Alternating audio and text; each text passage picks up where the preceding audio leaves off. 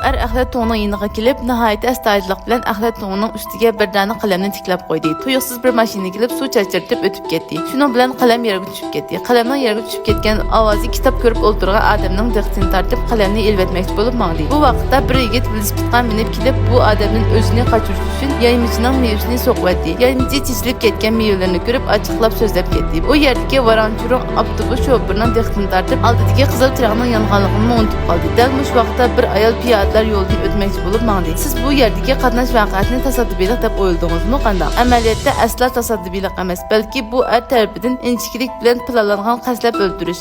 2 minut ilgari bu yerning muhitini, kishilarning psixikasini, avtobusning kelish va qizil chiroqning yo'rish vaqtini asosan planlab chiqqan. Uzun o'tmay saqchilar naq maydonga yetib keldi. Ular tafsiliy tekshirgan bo'lsa-mu, biroq yana Diloni tasadduqiy qatnash hodisi deb bekitdi. Yerdagi iliqiy qalam saqchining diqqatini tortdi. Bu saqchi idoraga kelgandan keyin bundan burun mushunga o'xshash tasadduqiy voqeaning yuz berganligini, qo'ldagi qalam bilan o'xshash qalamning bor ekanligini bayqadi. Shuning bilan ular bu ikki Diloning tasadduqiy bo'lmasdan balki bir qaltisga aylangan qotillik dilosi bo'lishi mumkin deb gumonlandi. Biroq varanchuruqqa to'lgan murakkab muhitda rasululloh bir odam bunday intiga plan tuzalamu, masalani mulohaza qilayotganda yana bir tasadduqiy qatnash voqeasi yuz berdi. Shuning bilan saqchilar aldirab bu yerga keldi. Vaqaga uchragan alinik yalamaydi. Ikki saqchi ayolning shoyi tuyuqsiz o'ldirib ketdi. Chunki iliqiy turish bilan yana paydo bo'lmaydi. Shuning bilan ayol saqchi oldingi voqealarni eslayib, bu voqeani planlagan odam bilan oldingi voqeani planlagan odamning bir odam ekanligini, texnik biror odamni o'ldirilmagachga, u odamning to'g'ri shu yaqin atrofda borligini qiyos qilib, atrofga qarashga boshladi. Darvoqa ko'rib ustida turibdi. Qalita odam uning diqqatini tortdi. Ayol saqchi darhol ko'rib